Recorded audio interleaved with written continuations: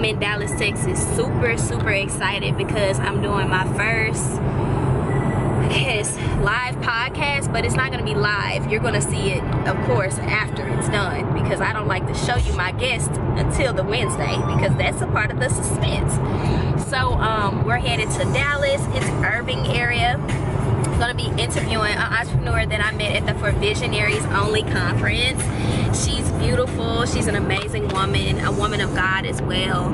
And I just enjoy meeting so many people. She doing her thing when it comes to real estate, and I'm gonna enjoy vlogging the process, as well as actually recording us in the midst of the interview. So you'll be able to catch it, I think, on the second Wednesday of January. I want to say it's the second Wednesday. Yeah, second Wednesday of January. So you guys, thanks for following me. Thanks for being on this Walk by Faith journey with me. Okay, if y'all think I should move to Dallas, let me know below in the comments if I should be a Dallas resident, because I like the chicken here. That's a big selling point. I can't get this chicken in New York. Let me tell y'all, I'm skinty because ain't no food up there. It is, but it's all gluten-free, fat-free, dairy-free, it's free of fat, it's free of everything. I'm begging for gluten. I'm like, Lord, can I have some gluten? Please, Lord. I need some food. My body, I was raised off the stuff you're not supposed to eat. Now I'm not eating it. I can't put no weight on. But, you know, I'm keeping my good genes until the Lord says that it's time to work out consistently. So I'm not gonna be mad about that. But again, I hope y'all having a great day, and stay tuned for this episode. Okay. Yes, let's see this. I was trying to get my little brother and sister to come too. Okay. And they were down yesterday. And I text them like at 11:30. I'm like, hey guys, you know, have your mom bring you to the office if you still want to come. And they were like, no, we don't want to. They're 11 and 13. My sister the same way. I'd be like, Jada, we got $1 million coming. Exactly. I win. Hello everyone, and welcome to the 43rd episode on the Walk by Faith show. As you know, I love to bring people in from all different walks of life, whether they be career, they're musicians, they like real estate, or guess what? They're just like you and I. They're someone of color, but they're going and they're making moves in their community. So I met this wonderful woman in Atlanta, Georgia. And right now today, we're actually able to complete a live podcast, but it won't be released until the second Wednesday of January. But I want to just tell you a little bit about her, okay? So she is a broker, a property manager. She's a certified residential leasing specialist. She's certified Texas residential property manager. She is a designated broker with King Realty Management. I met Courtney at the For Visionaries conference in Atlanta, Georgia, and I'm so glad that we got the opportunity to not only have her on the show, but to interview her in person at her business location. She loves creating strategies involving all things real estate. She loves to help individuals add value to their homes and their rental properties.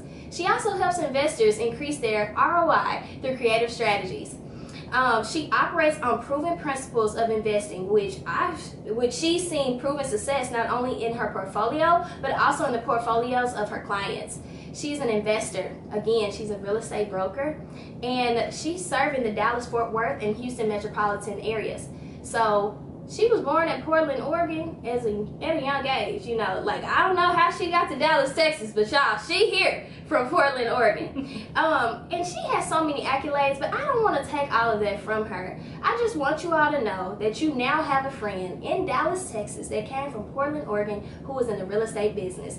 So, Courtney, how are you doing today? I am wonderful. If I could have you describe me like that, like once a week, I feel like I would just like own my week and just walk into it so encouraged. I'm actually thinking about every time, you know, have a weekly call just saying, hey everybody, let's get pumped for the week. And that's like, what you do. Know, call your name out and say, you know what, King Realty and Management, Courtney, we got Coco Chanel, we got King the franchise, anybody that I've had on the podcast, and I'm just like, I start off the day with you guys because you all give me so much life and energy. Thank you so much for having me. Like, this is my first podcast, and I'm just super pumped to share my experiences with you and your audience, and hopefully empower those that are interested in real estate and investing and everything in between. Yes, and y'all, she gonna do just that, okay? Because anybody that's on the podcast, they doing something with their life, and they gonna get your life straight. So if you're listening, I need you guys to go and check out Courtney on her Instagram immediately. But let's start with an icebreaker. Okay. Now, my icebreakers, they can be very random. I want to know 3 different ways that you could get scammed in the real estate industry. Ooh, this is a big one. And I like that you asked that question. Number 1, and this is the oldest scam in the book. Yeah. Those people that claim that they're owners of a property and they say, oh, you know what, I'm out of the country, I'm on mission work overseas, and just go ahead and wire that money to me.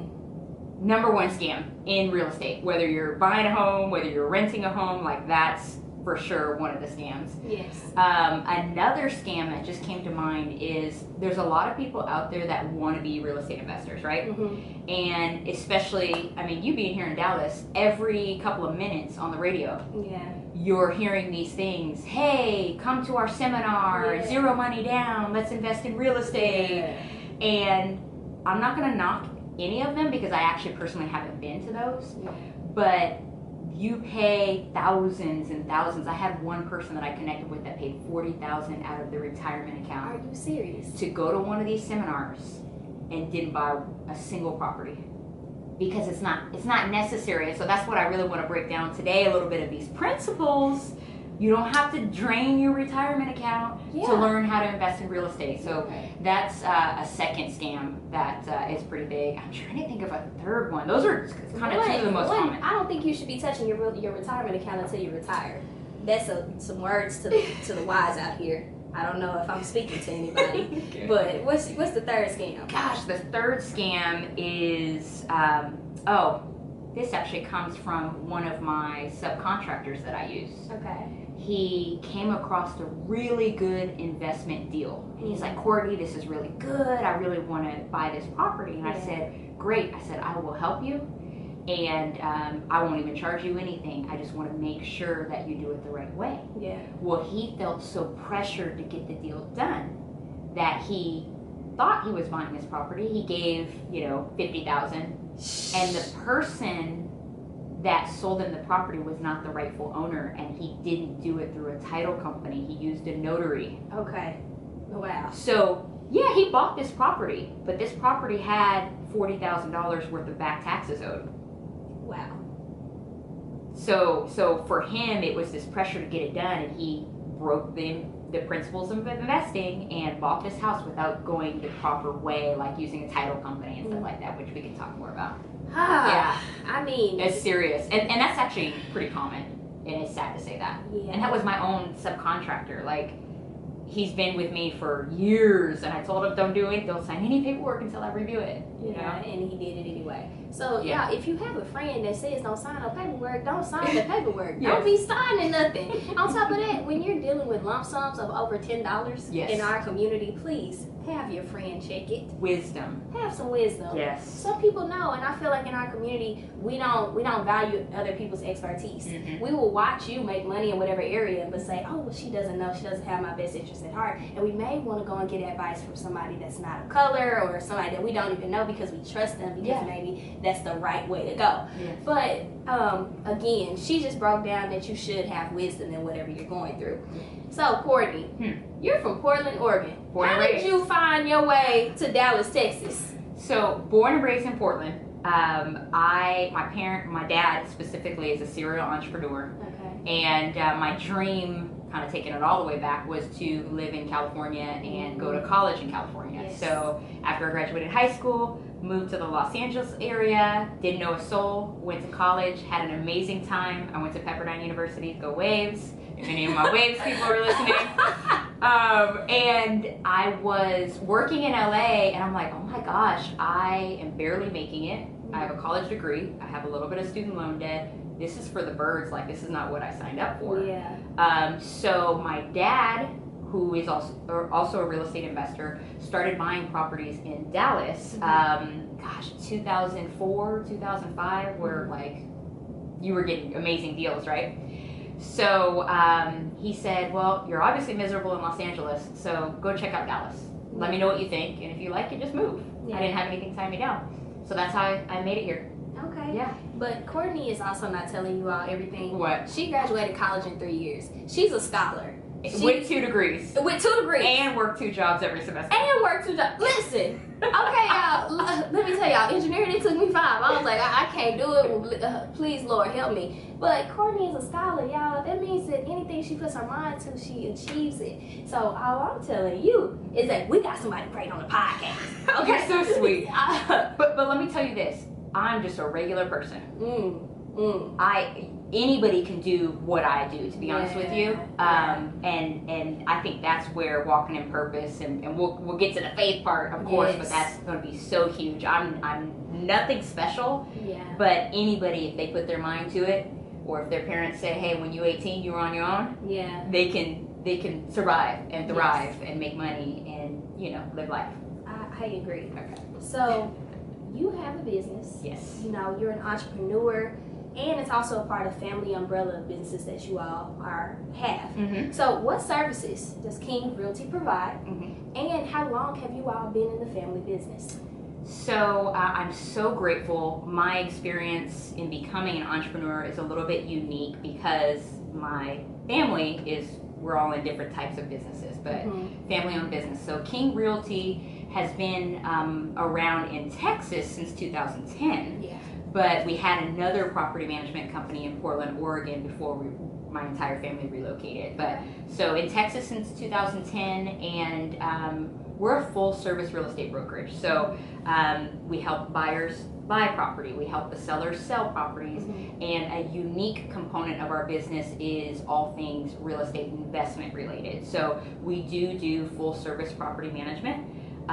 We help investors identify properties that are going to get them to their goal. We help them liquidate their properties if they're trying to free up some cash.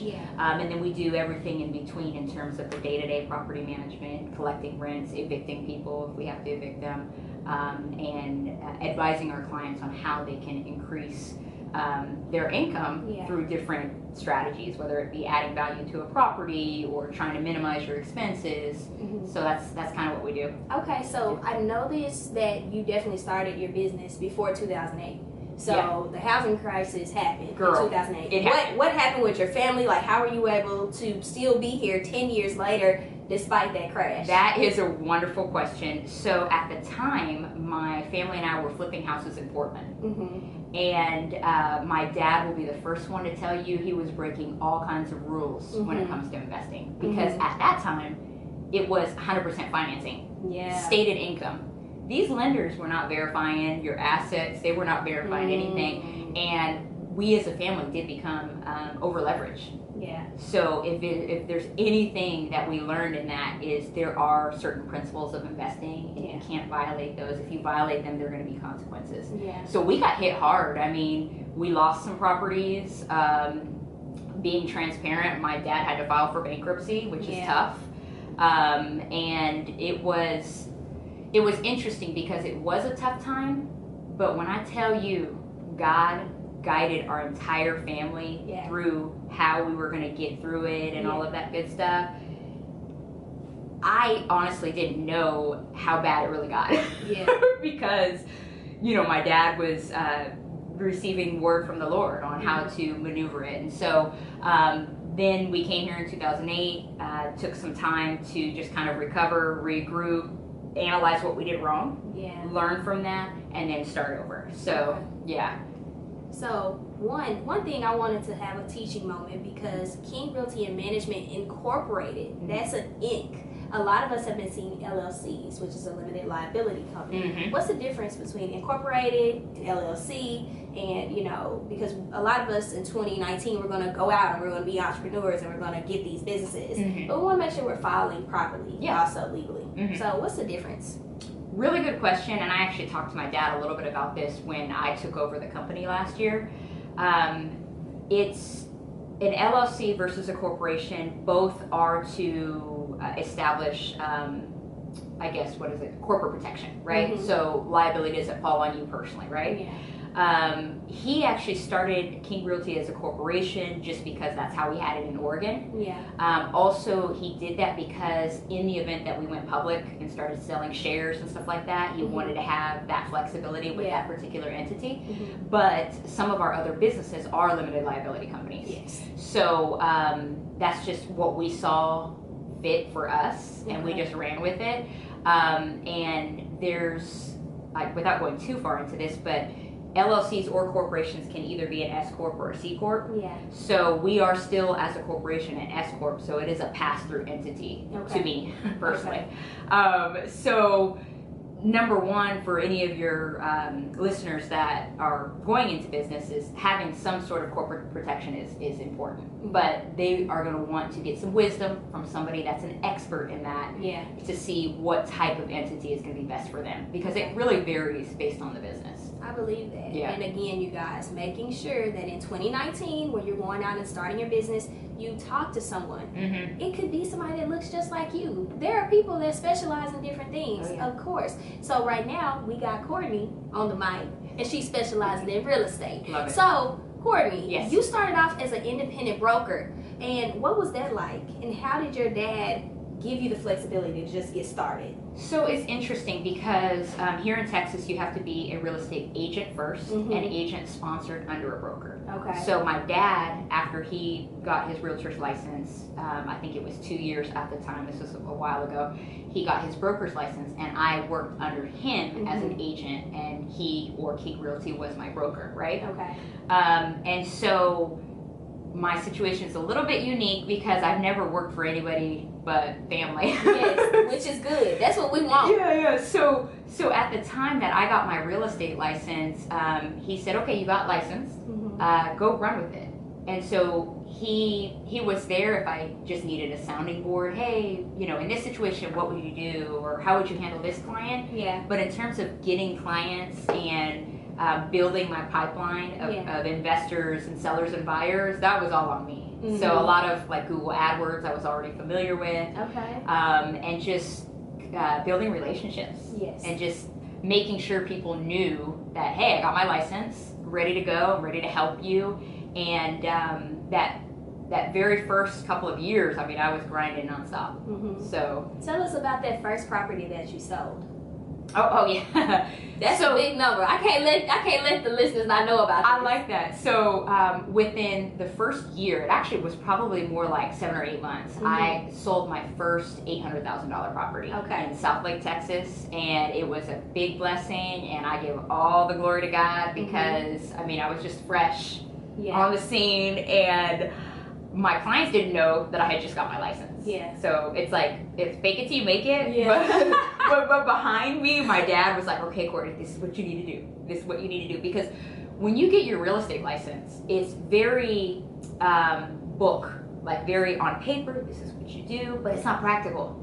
It's not dealing with the interaction with your clients and the interaction with other agents. It's like the best learning for that is going to be on the job experience and just kind of fumbling your way through it a little bit. But got that deal done, and it went pretty smooth. There were a couple of like minor challenges, but I was able to kind of overcome it with the help of my dad and some other friends that were realtors. So it was amazing, and that basically eliminated a lot of debt. Okay, so question, how much did you buy the property for, and then how much did you sell it for? Okay, so a couple of things. Okay. So this was my first big sale as the agent for the buyer, right? But let me take it back to 2009, where I actually bought my first investment property. Because those are two different things. So I got licensed as an agent in 2010. So this is before I got my license.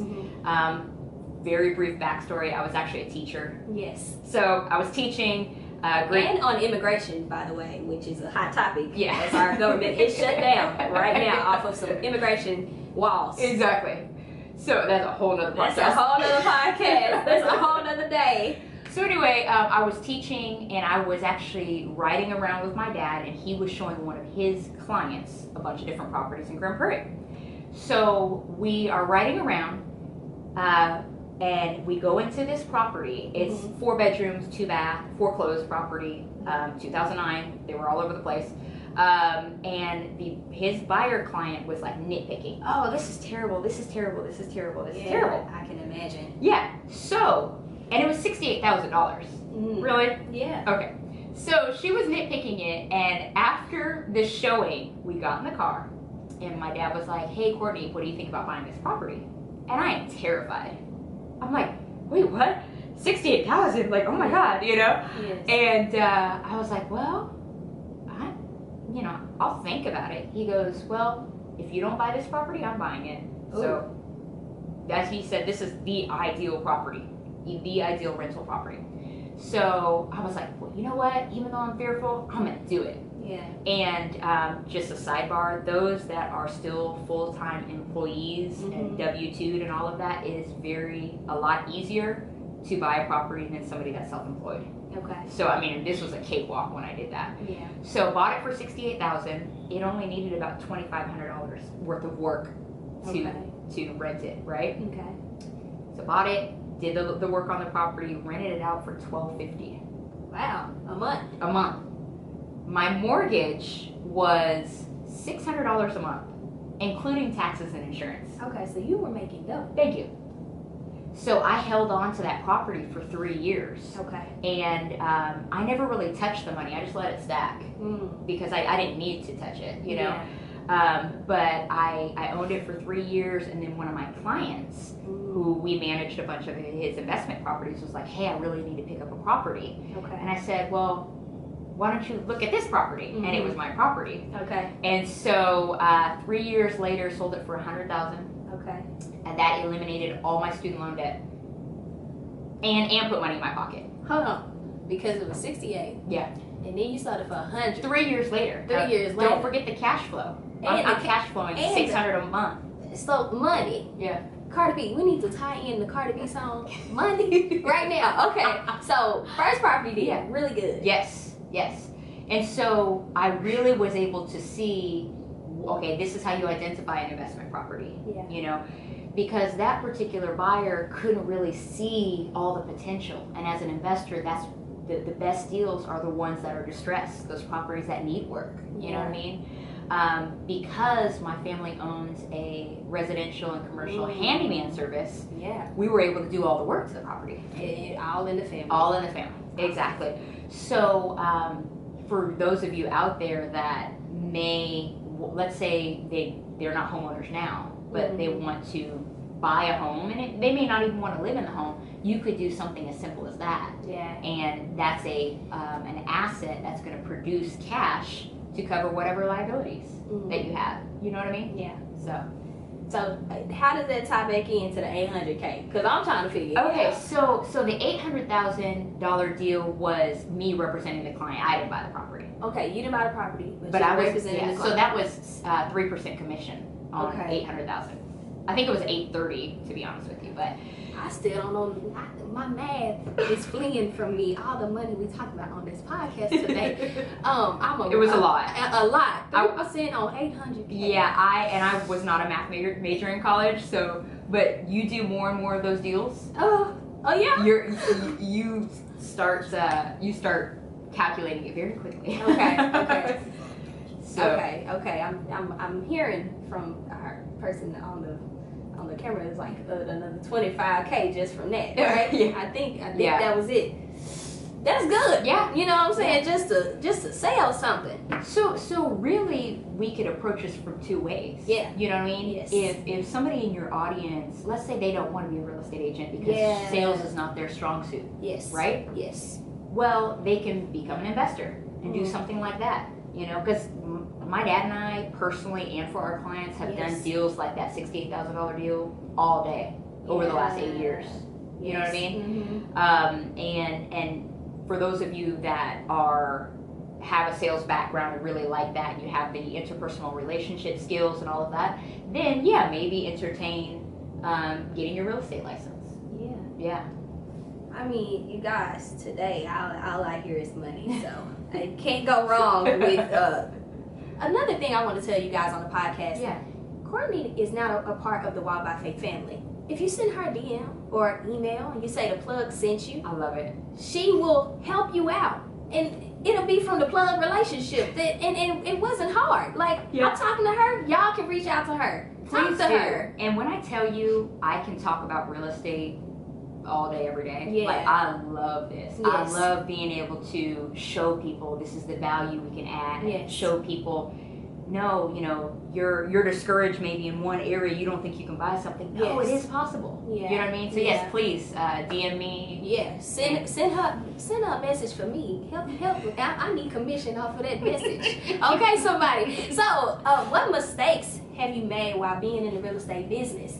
Because one thing I know, I learned from other people's mistakes. And just tell us, Courtney, what are some mistakes that you made, and of course, how you've overcome them as well. So, I'm going to address this kind of two ways. Yes. Number one, we lightly covered the crash of 2008, right? Yes. And how we made mistakes as a family investing in property being over leveraged. Yes. Meaning you don't have enough equity in some of these properties, right? Yes. And so you have more debt than you really should have. Yes. That was a big mistake, which we can kind of go in. That could be a whole nother podcast if we Listen, wanted it to be. Courtney want 3. Y'all let us know in the comments. DM us if you want us to do about 3-4 once a month. There you Okay, go. somebody. So quick.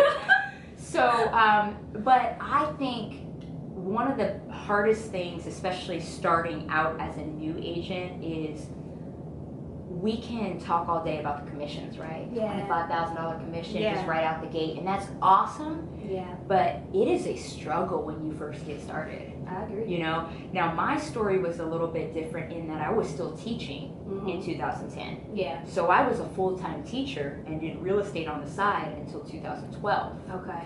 Just because I'm like, okay, I have a check and it's going to take time for me to build up my pipeline. Yes. So I think one mistake that some people make is they think, oh, I'm going to get my real estate license, I'm going to make all this kind of money. No, it takes time to really start seeing the fruit of your labor. And I planted seeds in 2012 that just now sprouted in 2018. Yeah.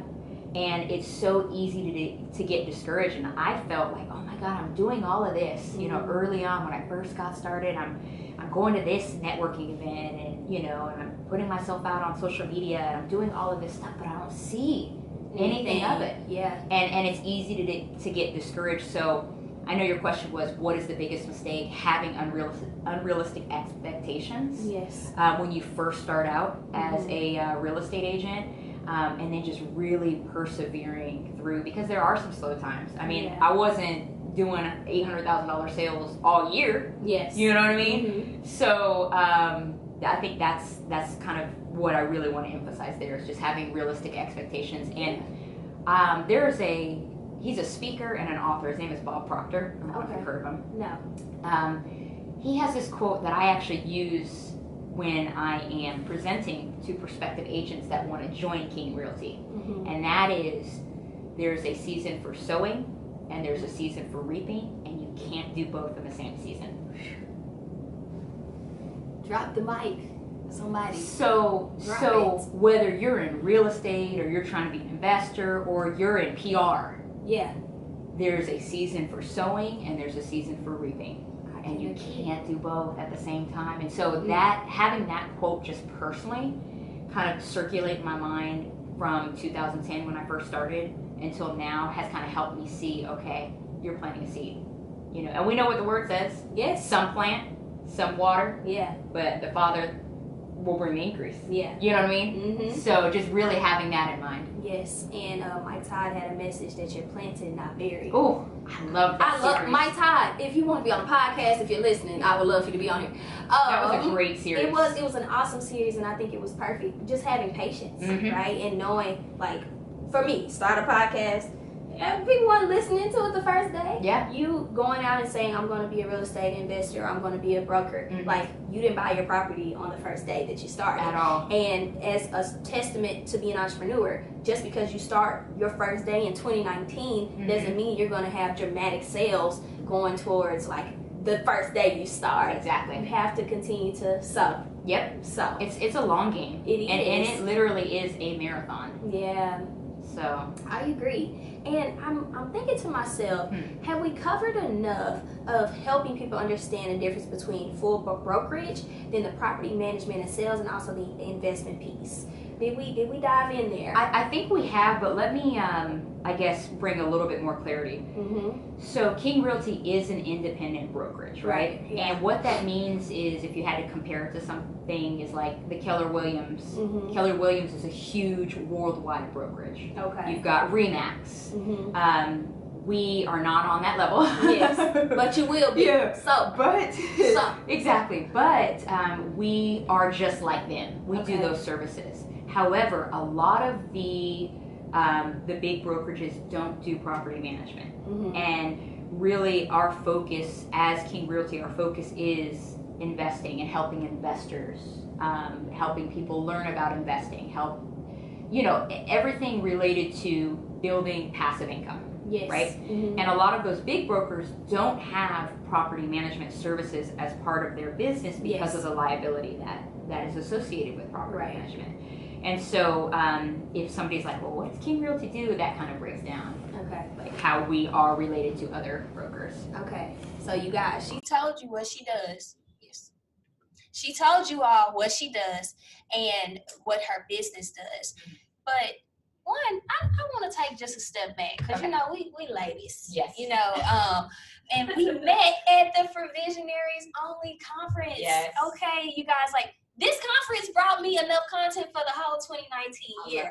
So, one, what is some things that you picked up from the For Visionaries Only conference? And not only networking and just meeting other great women, because you look awesome, but just like, what did you learn? Because I'm always trying to put this For Visionaries Conference 2019. Jasmine, when you're ready, drop the date I can get my conference ticket, because I'm going back in Atlanta.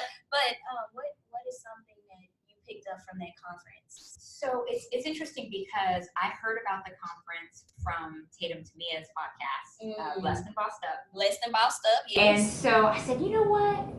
This is going to be something different. Yeah. And to think and know and see other millennial entrepreneurs right in front of me, because sometimes it kind of gets lonely as an entrepreneur. Oh, it does. You know what I mean? I'm in New York by myself. Lonely is the definition.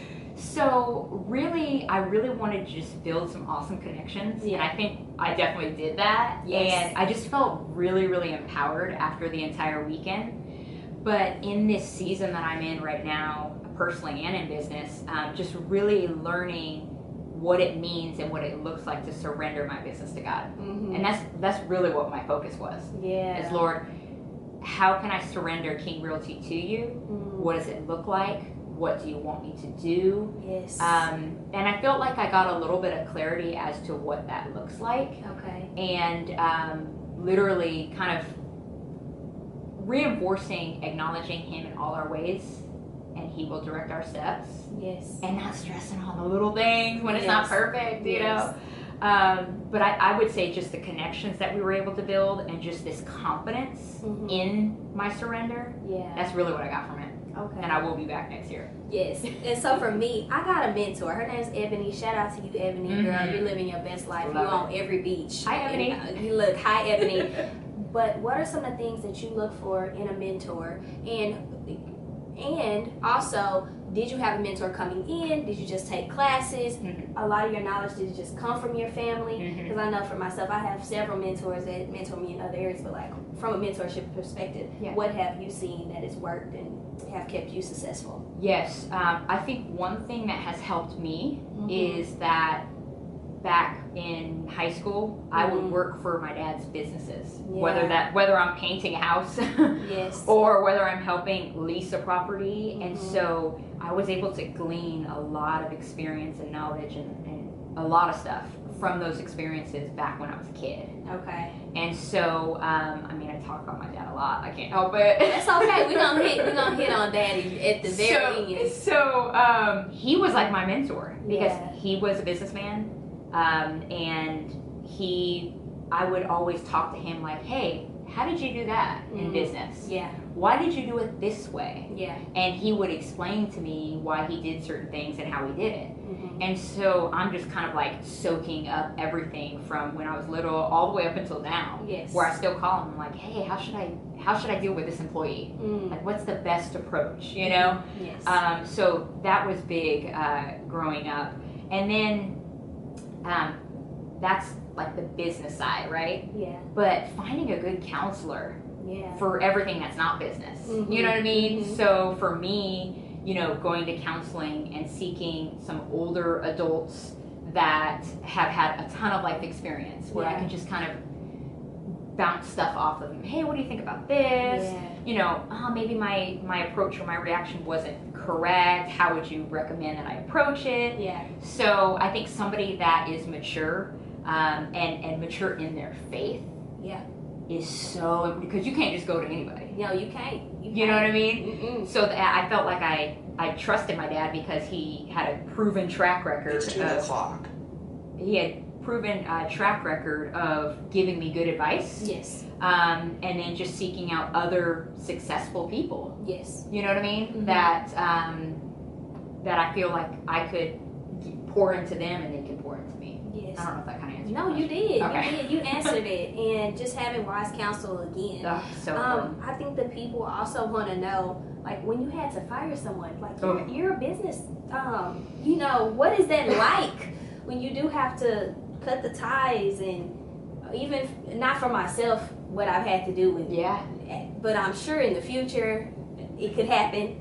But what is it like firing somebody? How do you know when it's time? It's not fun. It's not fun. It's not fun. And I'll give you a funny example, and then I'll answer the question. I knew I was supposed to let somebody go a long time ago.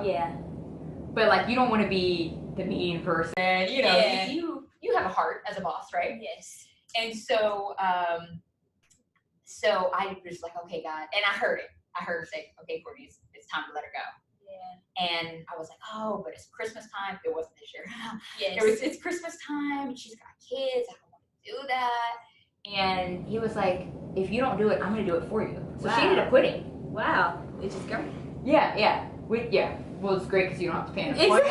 Or just like, it's that hard, you know, emotional. Exactly. I'm sorry, I let you go. But one thing that I've learned about having to let an employee go, number one, is never fun.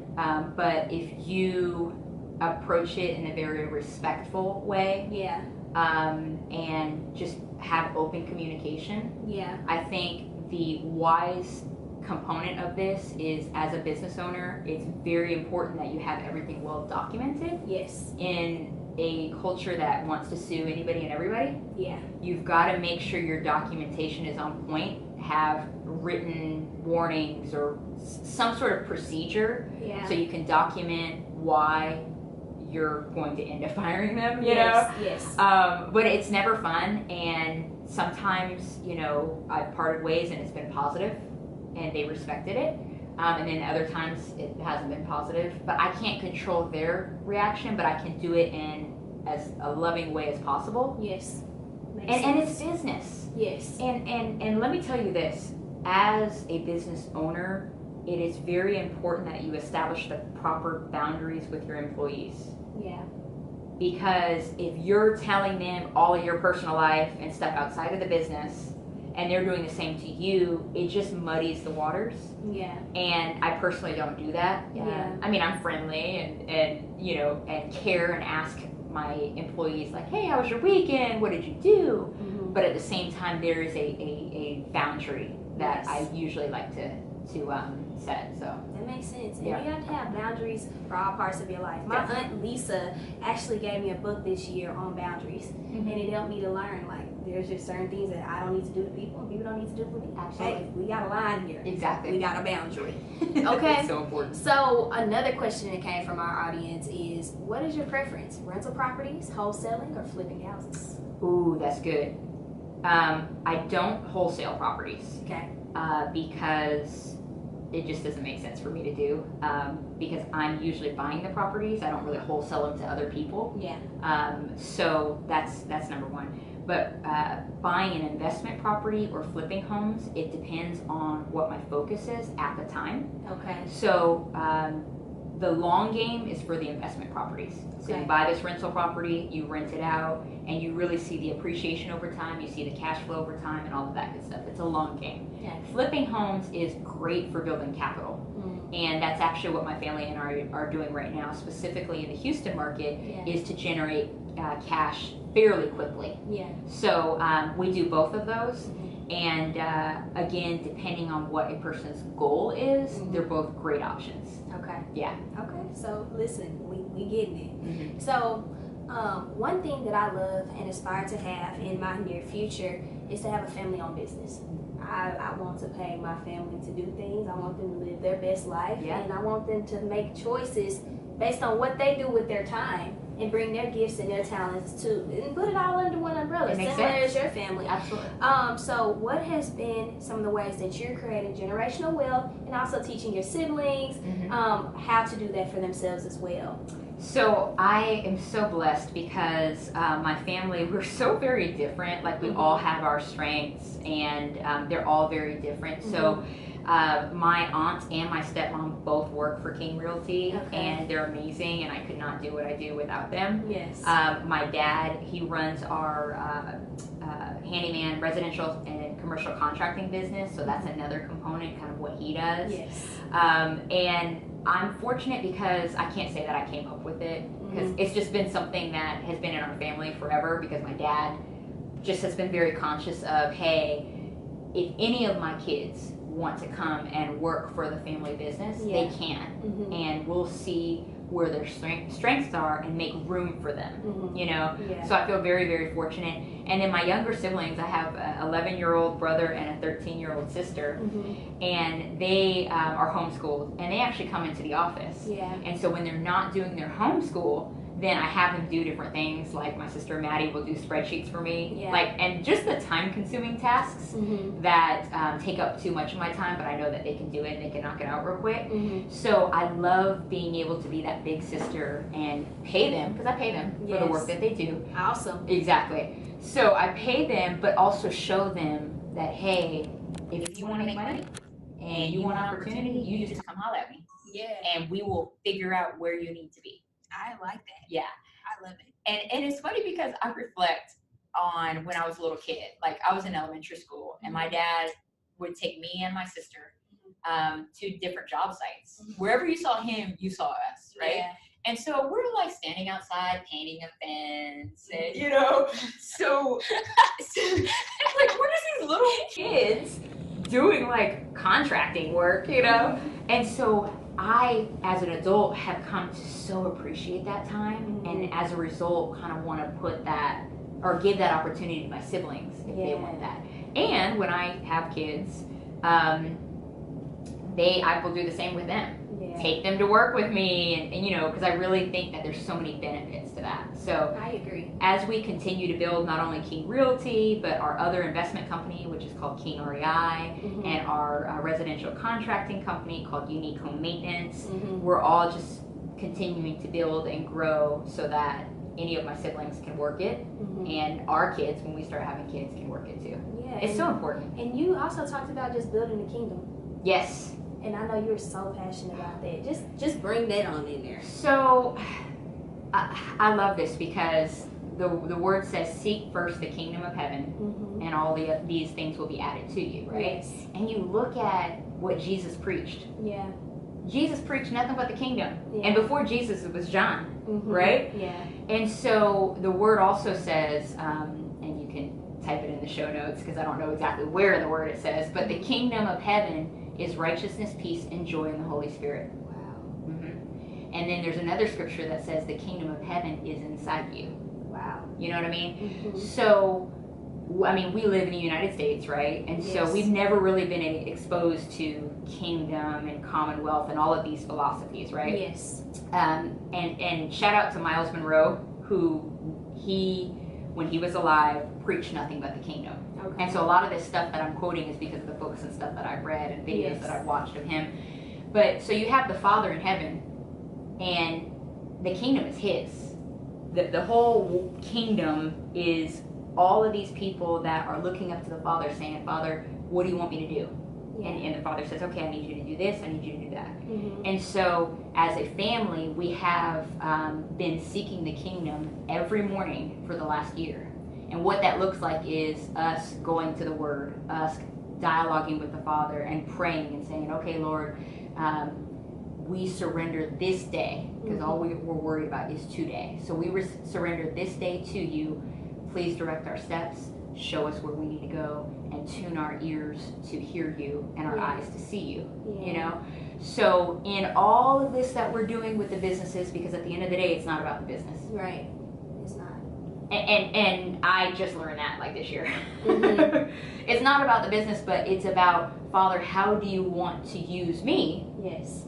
To spread your kingdom, Yeah. to bless or interact with whoever you want me to interact with. Yes. You know what I mean? Mm-hmm. So that's really, the King Realty is a means and a way that the Father sends us out to minister, to speak to connect with whoever he wants us to connect with. Yeah. Yeah. And I could go on and on about the kingdom. I know you can. And I'm just thinking to myself, like, you know, when we have these goals and these dreams that come from God, like, he wants us to use it for his people. Yeah. Like. But check this out. Yeah. This is what I've done. This is what my dad has done. And I know other entrepreneurs out there. So God gives us these dreams, right? Yeah. And we immediately go and do. Yeah. No, that's not how it works. Okay. Tell us about it. How it works is, from my experience, Yeah. I'm not a guru or anything, but from my experience is, once we get that word from the Father, then we need to dialogue back to him and say, okay, Father, I have this dream. I know this came from you. I know you said this is what you want me to do. How do you want me to do it? Yeah. Because God is big enough and his kingdom is big enough that he will instruct you on where to go. Yeah. But if you just go, once you have the dream, you're not getting instructions from the kingdom on how to do it. And then when you go without these instructions, you end up spinning your wheels. Agreed. Oh, I spun my wheels for a while. And in certain respects, I'm still spinning my wheels. And the Father's like, Courtney, when are you going to get it? I'm like, Lord, I'll get it soon. But no, it's consulting with the Father daily. God, what do you want me to do? So, and this is kind of random, but I'm going to share it because, you know, Tell I'm us. We want to know. I got a word from the Lord, and this was the first year where I actually, like, heard something from the Lord. And I'm like, okay, this is different, right? Yeah. And the word was, Courtney, I want you to go to counseling. Okay. And I'm like, okay. And I literally out loud said, okay, Lord, I just heard you tell me that I need to go to counseling. Yeah. I've never gone to counseling. I don't know what this is. So if you want me to go to counseling, I need you to direct me to the right counselor, because I don't even know what I'm looking for. Yeah. So I did a Google search right then. When I got the word, I did a Google search. I'm like, I wasn't really feeling anything, right? Yeah. Sat on it for 2 weeks. Somehow went to this website and found a counselor. And when I tell you the most just amazing experiences, healing, and again, being able to counsel with somebody that's older and wiser in their faith and age, you know? Yeah. So I think as an entrepreneur, just kind of tying it back is, yes, grab those dreams, right? Plant them in your heart, but don't forget to consult with the Father on how he wants you to execute. I don't know what this is, so if you want me to go to counseling, I need you to direct me to the right counselor, because I don't even know what I'm looking for. Yeah. So I did a Google search right then. When I got the word, I did a Google search. And I'm like, I wasn't really feeling anything, right? Yeah. Sat on it for 2 weeks. Somehow went to this website and found a counselor. And when I tell you the most just amazing experiences and healing, and again, being able to counsel with somebody that's older and wiser in their faith and age, you know? Yeah. So I think as an entrepreneur, just kind of tying it back is, yes, grab those dreams, right? Plant them in your heart, but don't forget to consult with the Father on how he wants you to execute. I agree. Yeah. I agree. Yeah. Whew. Y'all, listen, are y'all feeling like how I'm feeling every time I do a podcast? I feel like, I be like, man, I'm getting all this information. It's helping me right now. Share it with somebody. Send it to somebody. Please, because they need to hear this information. So, I'm living in New York right now. Yes. And, you know, I have heard that millennials are not thinking about buying properties. What's the point? Rent forever. Yes. Why would you go and invest? You know, why are we starting to have that messaging around buying properties and, you know, getting a home? Why is that the new message, and what should we be doing? Okay, so it's funny because on social media I'll see articles just like that. Yeah. Millennials aren't buying. And then like 2 weeks later I'll see another article that says the complete opposite. So yeah. I don't know where this idea of don't buy a home came from. I know that, for example, Dave Ramsey, I don't really follow him, but I've heard that he talked something about that, about not buying a home or something like that. But long story short, for me, it's so important to be a homeowner. And it's not because I want to say, oh, I'm a homeowner. It's nothing like that. It's because if you think about it, if you're renting, and this is no knock on anybody renting. Yeah. Like, I say with all the love and the respect. With love. Yeah. But if you are renting, you are basically paying down the mortgage for whoever owns that property. Yeah, you are. So when you are paying that rent, part of that money, if assuming that the homeowner has a mortgage on the property, is building equity that homeowner has in that property. Just like the first house I bought. So I had a $600 a month mortgage, and the tenant's paying $1,200 or $1,250 a month. It's like, okay, so that tenant is giving me money, and that money is building equity that I have in that property. Yeah. Right? And some, because I still had the cash flow, you know, $600 a month or whatever, you know? Yeah. So for me, I like home ownership, even for millennials, because you're building that equity. And there's so many things that you can do, like lines of credit on your home once you get to a point where you have so much equity in your home. But I feel like you are empowered more as a homeowner. You don't have a landlord saying, no, you can't hang this up on the wall, and you can't do this, you know? It's like, no, you could do whatever you want because it's your house. And one of the biggest misconceptions I feel among millennials is that, okay, you're signing this 30-year note, you know, this 30-year mortgage, and I'm signing my life away. Yeah. And it's like, wait, no, you're not. Because I've bought a lot of properties personally. Yeah. And it's like, no. You are committing to this 30-year note, right? Yes. And that can be daunting. But if you wanted to sell the property, sell it. Yeah. So if you lived in a property for 2 years and now you want to sell it, sell it. Yeah. And then you're not bound to the note. But there's, I don't know if there's something like psychological, it's hard for people to get that. But while you're renting, you're not receiving any of the benefits of owning that property. And let me talk about some of the benefits real quick. So you get to write off your mortgage insurance, if you have mortgage insurance, and your interest on your mortgage. Okay. So yeah, you have this mortgage in your name, yeah, you have this debt, well, you also have to get some additional tax deductions. So that reduces your taxable income. Makes you know? sense. And again, every state is different.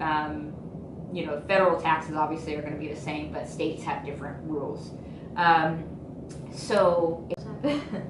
like, for example, I owned a house for like a year and a half, and then was like, oh, you know what, I'm ready to go, I'm ready to move. Yeah. And I just sold it, made some money, and then moved on to the next thing. But the key is having the proper counsel, having the right real estate agent and real estate broker that's going to help you think forward. Yeah. So when I bought that home, I was anticipating, I wasn't going to stay there for 30 years, but I was thinking, okay, schools are good.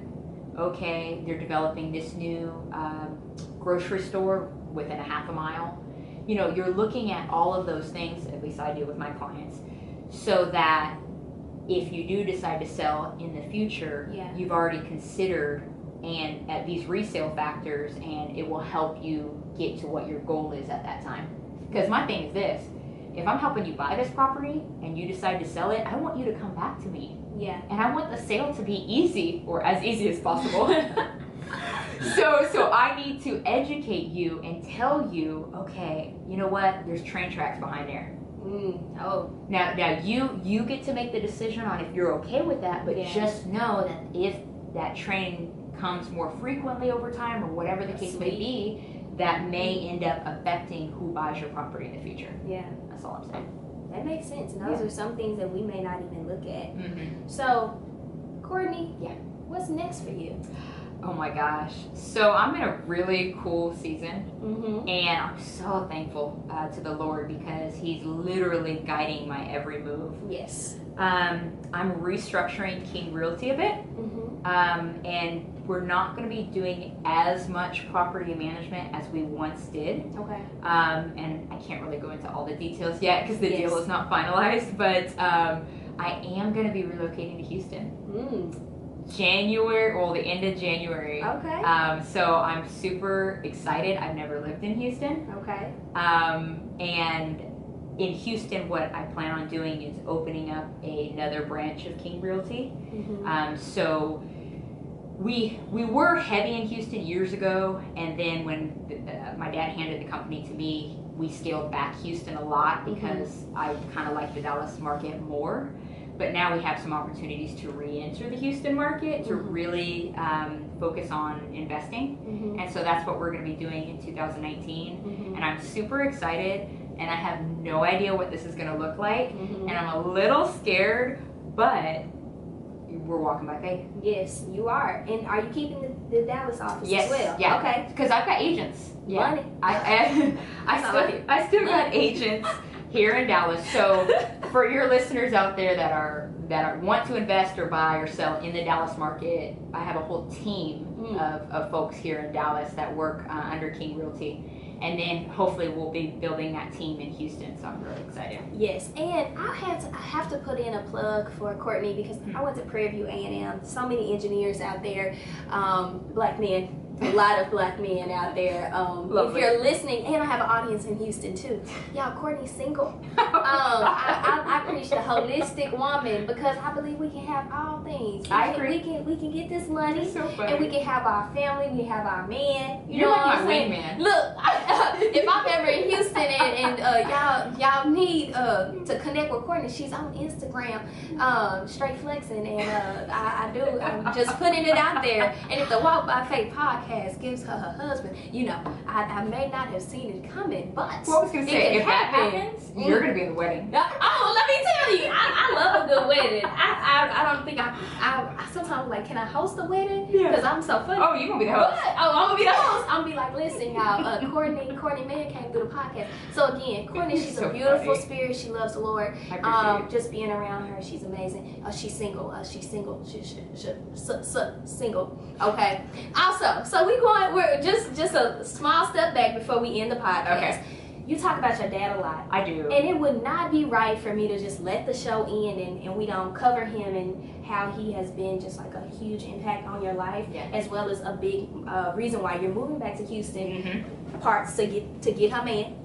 And two, just to be covered by your father. Yeah. And I just want to talk about that daughter and dad kind of relationship that you guys have. Yeah, I have a dad like him, and he's always been just so great at guiding me through challenges, college and business and all of these things. And so as part of me moving to Houston, it is kind of just to kind of resubmit myself.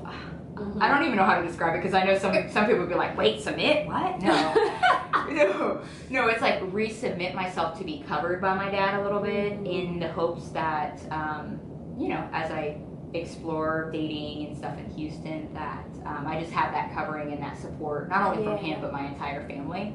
But it's just, I feel like he just gives me so much wisdom and guidance. And, he's just awesome dad. I don't even know what else to say. Shout out to dad. And I agree,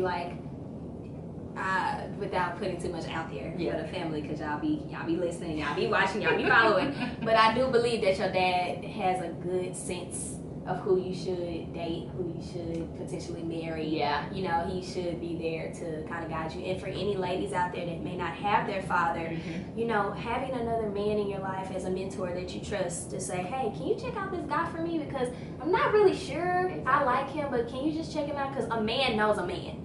A woman that cannot tell you how a man gonna act. Let me repeat that. A woman cannot tell you how a man gonna act.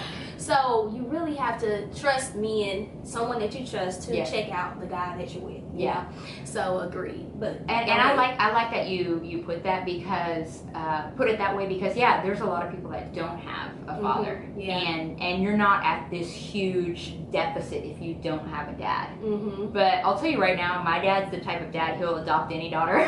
Oh, that's so nice. So if anybody needs a little bit of dad support, I mean, I'm happy to offer my dad to you, even though he hasn't consented to that. But I'm sure he would be happy to do that. And I think it's kind of getting back to kind of the traditional a little bit. Yes. And because I've been on this, I'm independent. I'm gonna go buy my own house. I'm gonna do all of this stuff. And I think I'm like, wait a minute. Let me scale back because this is becoming a little bit too much. You know what I mean? Agreed. So. And I'm a traditional woman. I'm from the South, Pine Bluff, Arkansas, so I agree with all the traditional ways of dating. Definitely, the man gonna open the door. Yes. You know, he's supposed to meet your family. Exactly. You know, your family's supposed to agree with him. You know, I'm pretty sure there are tons of things. That I could go on. If y'all want a podcast on it, let me know on my traditional thoughts of dating. I want you to do a podcast. Oh, you want me to do it? Because let me tell you this: being from the West Coast and not from the South, I'm not used to. I'm not used to opening doors and stuff like that. Oh yes, they supposed to. Girl. When you go to Houston, your man needs to open the door. Like. If he don't open the door, you gotta throw him away. Throw him all the way away. Are y'all listening? Yes. But her man out there, because I have a sense that he's on the podcast listening to her. She talks about this real estate and her business and want a man. For real, if you don't open the door, we're gonna have to throw him away. Okay. Because I mean, like you want him to open the door for your daughter. You know, and just it's some respect. And you know, on the East Coast, there are no doors to really open because everybody's not driving. So you gotta have different rules for the location. Yes. But I guess on the West Coast, I'm not sure how the dating culture is out there. But girl, since you are just traveling 3 hours up the way, the door needs to be open. Okay, he's supposed to buy you some food, take you out, set the pretty plug, open that door. Okay, because that's almost like making your bed every morning. Yeah. Open it up. Open it. Oh, cannot tell nobody. I appreciate that. Yes. Yeah. So Courtney, you already covered it, but our Bible scripture for today is Matthew 6:33, and it says, "But seek first the kingdom of God and His righteousness, and all these things will be added to you." I have definitely been a testament. When I seek after God and I say, "Lord, I want X, Y, and Z. Lord, please make it happen," or not even just asking Him, just more so just walking by faith daily in my journey and just saying, God, I'm submitting my life to you forever. Yeah. Like it's not just a little bit, it's going to be forever. And I believe that in the right timing, He will add everything to you in the capacity in which you can handle it. So do you agree with that Bible scripture? Oh my goodness. That's one of my favorite scriptures ever. Okay. Because one thing that I learned this year, and I've got to say this to all the entrepreneurs out there. Yes. Is I always thought that this whole entrepreneurial journey and getting money and the grind is okay. Grind. Yeah. Right? So when I realized that it's not about the grind, it's not about killing yourself. Right. It's about seeking the kingdom daily, acknowledging Him in all of our ways so that He directs our steps. Yeah. You know what I mean? Yeah. Then it kind of like lowered the pressure a little bit. Where I'm like, okay, Father, this business is yours. This kingdom is yours. Yes. So you big enough, if you want to get things done, you're going to get it done. And I'm here. Yeah. Just instruct me. I think you were talking about the 20-80 rule? 80-20, yep. 80-20. So everybody knows it as the 80-20. There's a book that I read, I think I read it last year, called the Pareto Principle. Okay. Some people say Pareto, I don't know. Tomato. Yeah. So 20% of our efforts produces 80% of our results. And when that finally clicked within me, I said, okay, God, my 20% is seeking your kingdom, reading your word, you know, asking you what you want me to do. And that's my 20%, right? Daily. And then 80% is all these things being added to me. Yes. And so when I finally got that, I'm like, okay, I don't need to kill myself. No. I don't need to work from 6 a.m. to 9 p.m. that is actually counterproductive. You are not going to get any closer to your goal if you do that. But if you seek the kingdom first, you know, and you ask God, how do you want this to be? What is this? And you're asking all these questions, and you're going into His Word. He will reveal it to you and guide you. And then you won't be spinning your wheels. You won't. Yeah. But you got to seek Him first. Remember Always. that first step. You must seek Him first. Absolutely. So thank you, Courtney. This has been a great podcast. We got to do it in person, and you all are listening, whether it be on Apple Podcasts, Google Podcasts, or the other 11 different platforms that you can listen on. But Courtney, where can they find you? Because I'm thinking that an Instagram DM from your man is going to be coming. What is your social media handles? You're so funny. So I'm on Instagram at King Realty DFW. Okay. But that's her personal account too for the men out there. Yeah, I can't keep up with 2 accounts. Okay. So that's the best one. I'm the only one that checks it. Yeah, so when you hop in the DM, she gonna be right there. So at King Realty DFW on Instagram and Twitter. Okay. Although I'm not really on Twitter that much. I'm on Facebook a lot too. Yes. It's facebook.com/King Realty and Management. It's all spelled out. Okay. And they can message me there too if they want. Yes. The DM.